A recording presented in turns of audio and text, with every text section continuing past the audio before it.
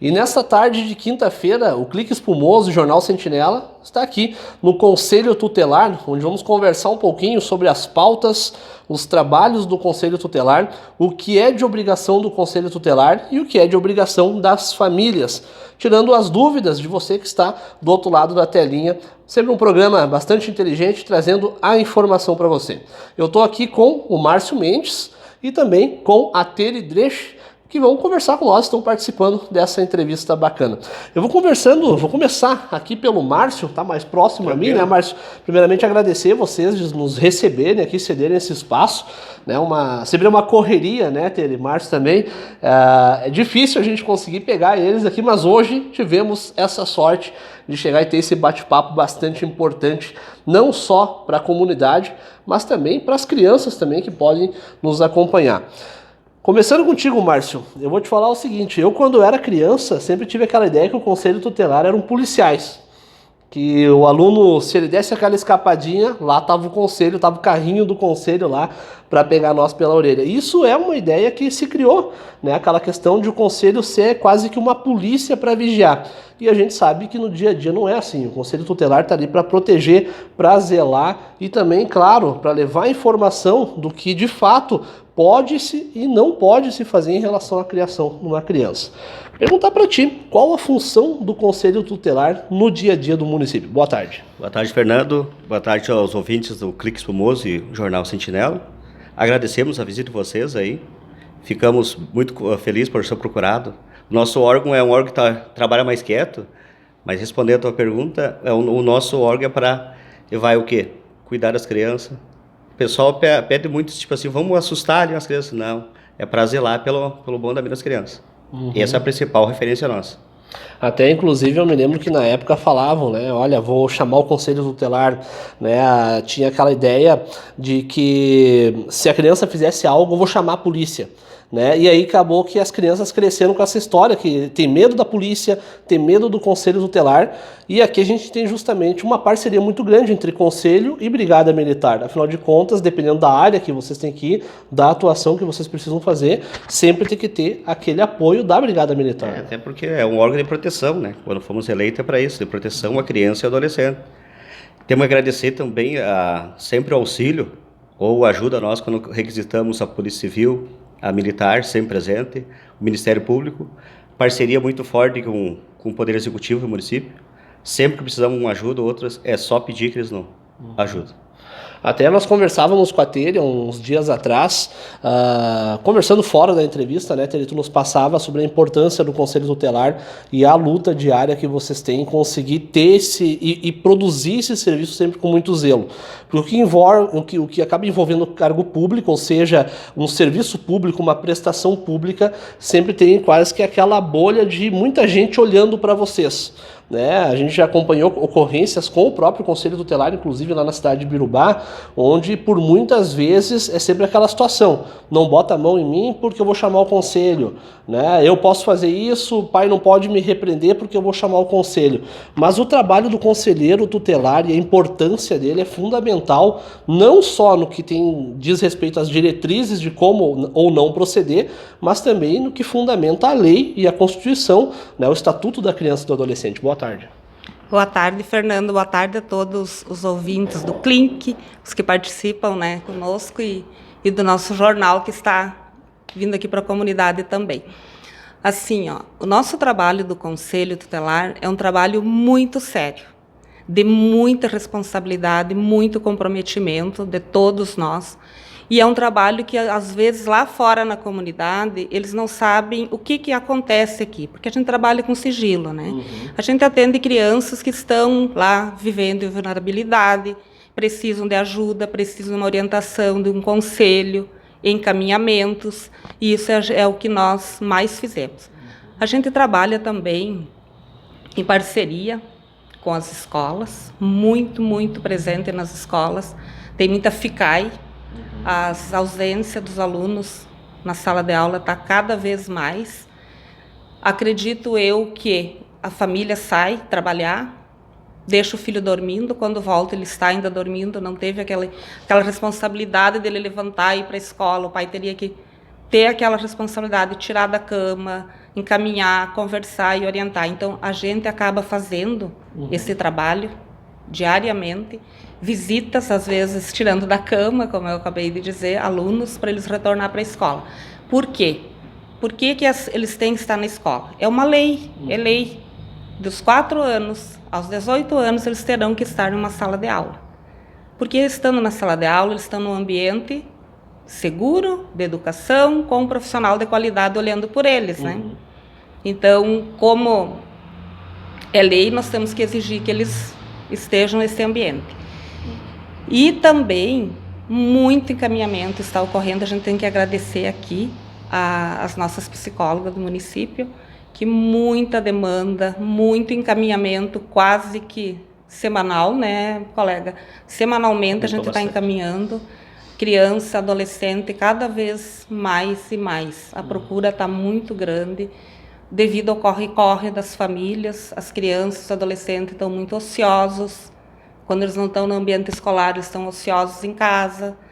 Então, precisando, às vezes, de alguém que aconselhe eles, que converse, que oriente. E nós, aqui do Conselho, muito estamos fazendo isso também. O aconselhar. Eles vêm, tem adolescentes nos procurando aqui para conversar, desabafar, pedir orientação. E a gente tem feito muito isso.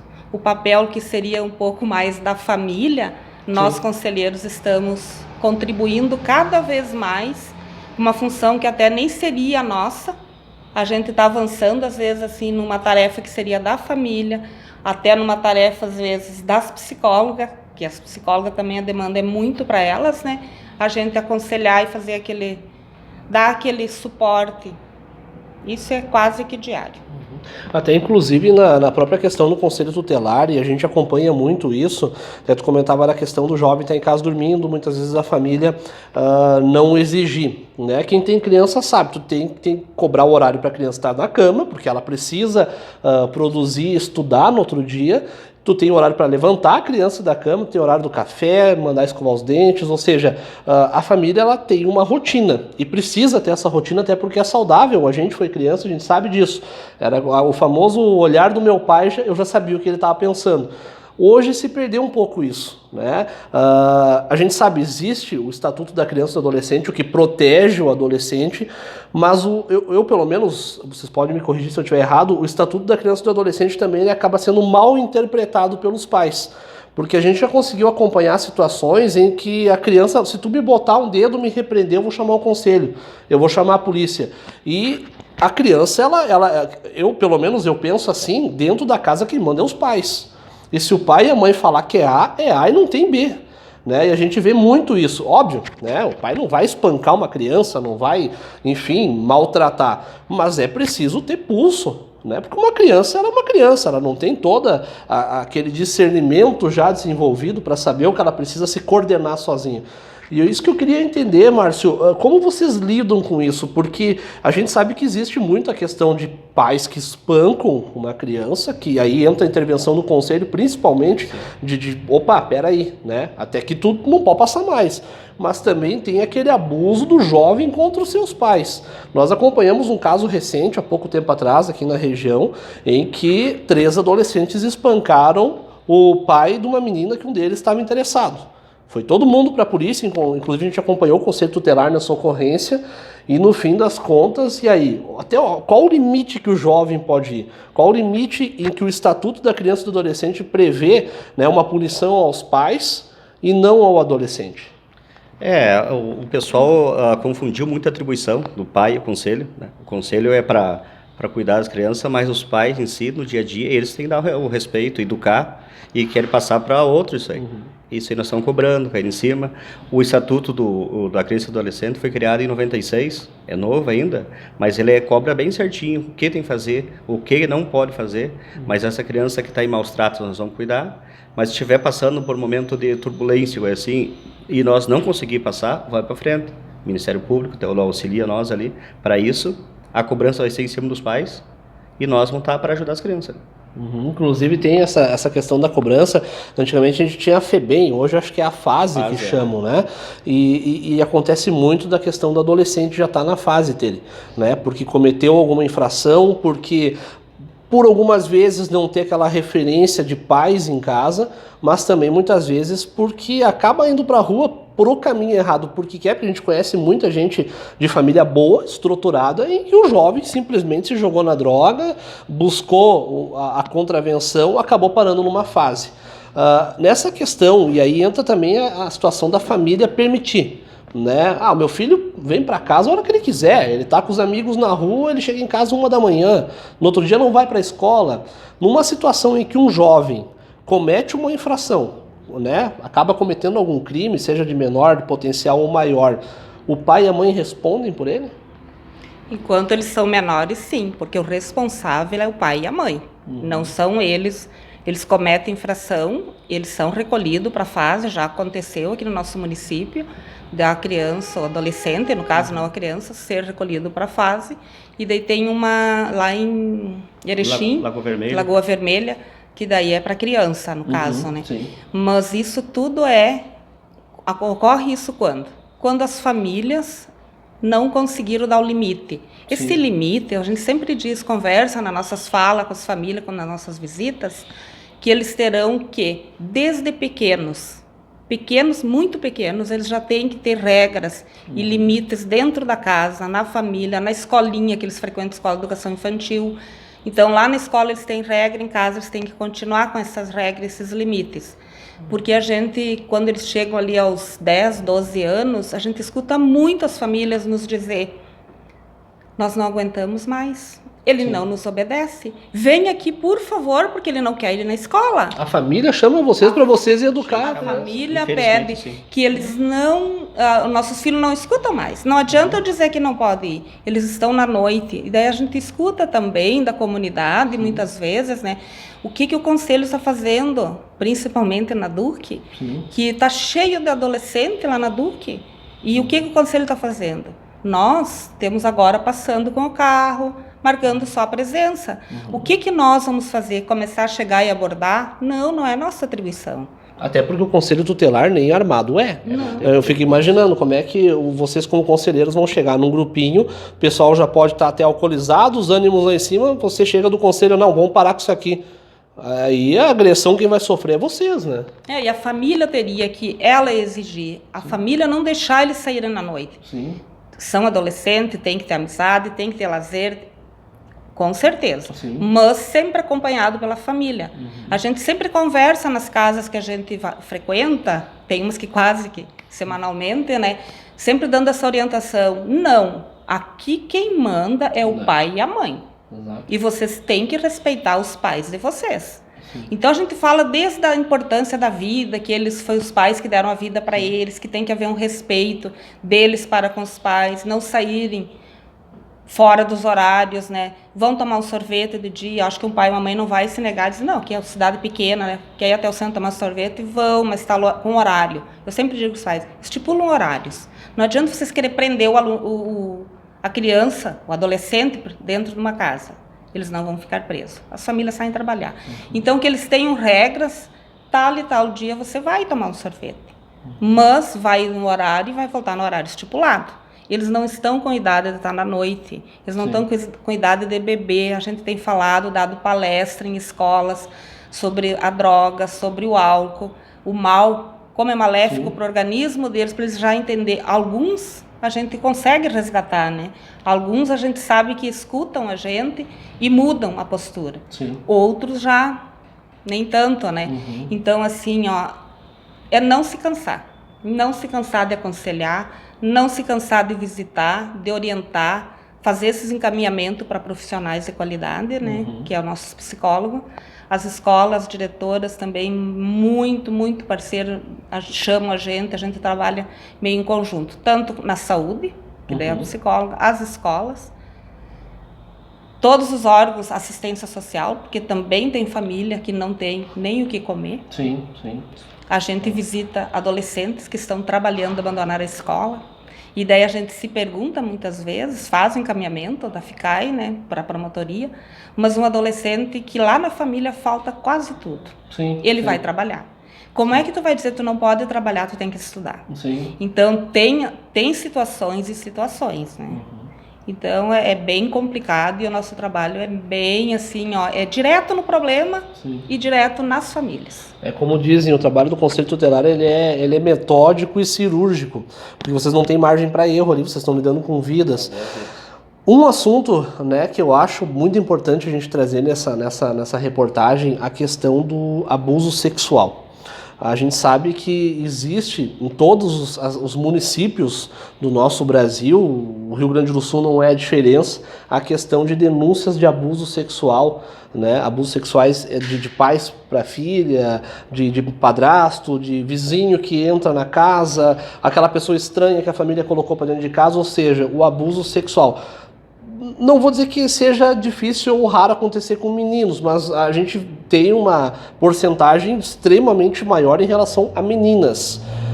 Como lidar com isso? Qual o trabalho que o Conselho Tutelar faz em relação a isso? Existem muitas denúncias aqui no nosso município, ou aqui já é um pouco menos, porque a gente tem acompanhado os índices e as estatísticas no Brasil, é uma coisa absurda, né, em relação ao abuso infantil. E aí aquela situação, se tu contar eu mato a tua mãe, se tu contar eu mato a tua família, ou seja, se cria aquela forma de impedir que a criança busque ajuda, busque socorro, e os números hoje em dia são absurdos, né?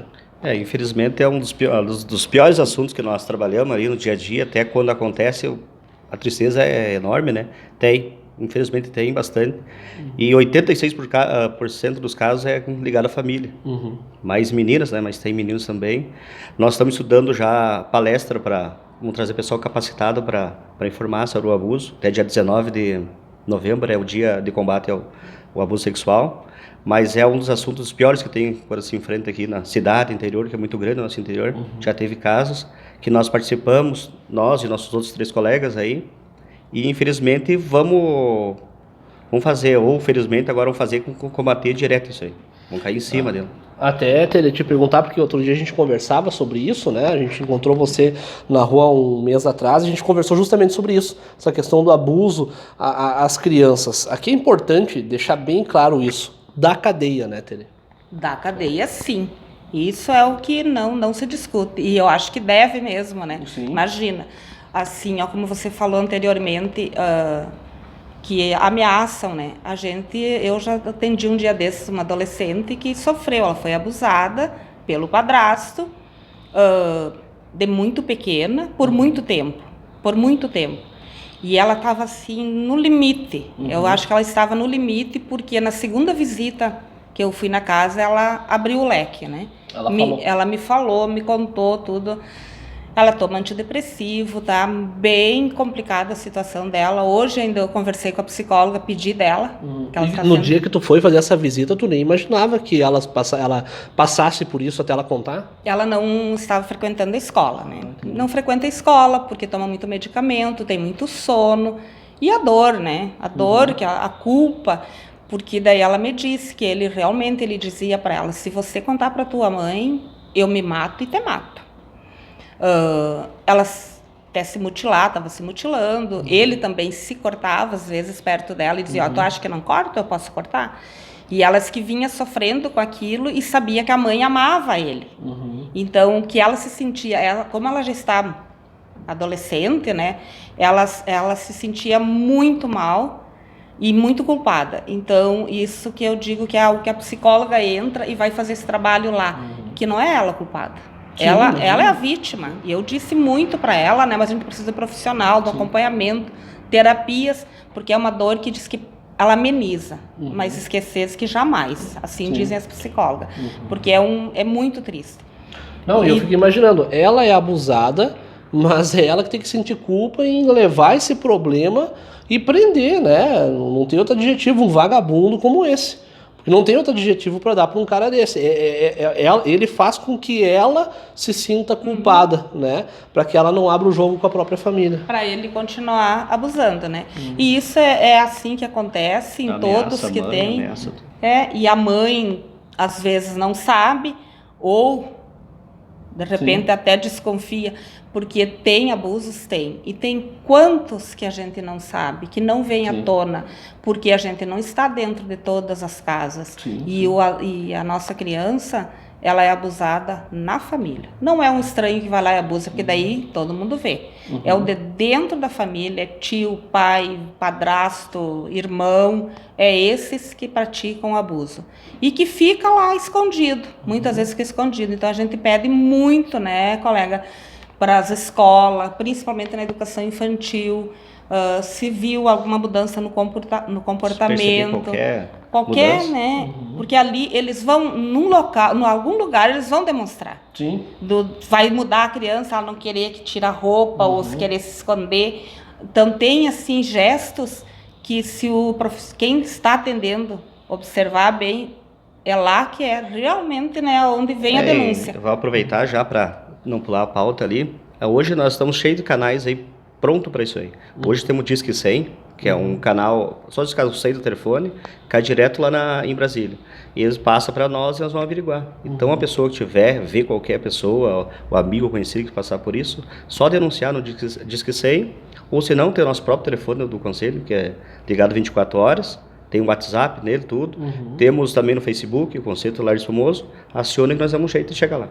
Ou, em último caso, não digo, mas também a própria Brigada Militar. Aciona, né? A Brigada Militar. Parceria. Exatamente, porque a gente conseguir. Não vou dizer conseguir entender, não tem como entender um negócio desse, né? Onde, como vocês falaram, a criança ela é abusada, ela que se sente culpada de estar sendo abusada. Né? E tu vê, se isso não chega até vocês, como vocês colocaram, tem casos que nem chegam até vocês, se não houver a denúncia, não houver a questão até dos vizinhos se importarem com isso, porque tem aquele ditado que em briga de mulher não se mete a colher. Hoje em dia a gente sabe que é muito ao contrário, porque muitas vezes tu fazer uma denúncia, tu salva uma vida, né? Seja de uma criança, seja... Criança, exatamente.